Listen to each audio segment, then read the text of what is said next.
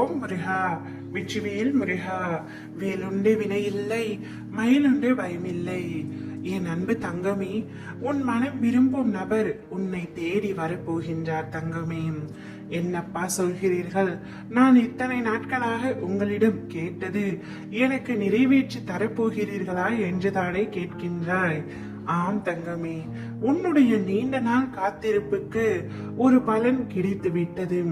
உன் துணையை நீ பிரிந்து அவரது நினைவால் நீ வாடி வருந்தி கொண்டிருக்கின்றாய்.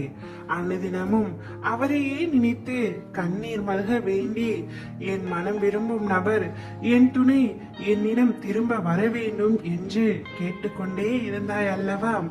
அதனால்தான் அவரை உன்னை தேடி வர செய்ய உன் அப்பா நான் முடிவெடுத்து விட்டேன் தங்கமே.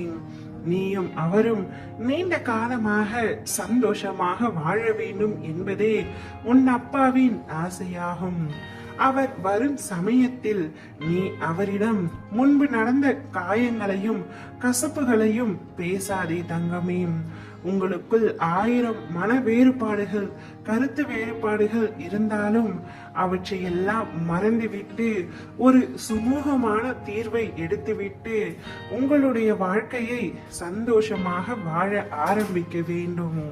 பிரச்சனைகளை பற்றி பேசிக்கொண்டே இருந்தால் இன்னும் பிரச்சனைகள் அதிகரிக்குமே தவிர ஒரு நாளும் அது குறைவடையாது. நடந்து முடிந்தது முடிந்தவையாகவே இருக்கட்டும். தவறு செய்தவர்கள் மனம் திருந்தி மன்னிப்பு கேட்கும் பொழுது அருகில் இருப்பவர்கள் மன்னிப்பதுதான் மனித குணம். என் பிள்ளையான நீ மனித குணத்தோடு இருக்க வேண்டும். தான் செய்த தவறை உணர்ந்து உன் துணை நிச்சயமாக உன்னிடம் வந்து மன்னிப்பு கேட்பார்.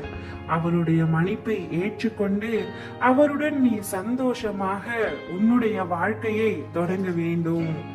உன்னை சுற்றி உள்ளவர்களும் உன்னை பற்றி புறம் பேசியவர்களும் நீ எல்லாம் வாழவே கூடாது என்று யோசித்தவர்களும் வியக்கும் வண்ணம் உன்னை வாழ்க்கையில் உயர்த்து காட்டுவேன் தங்கமே.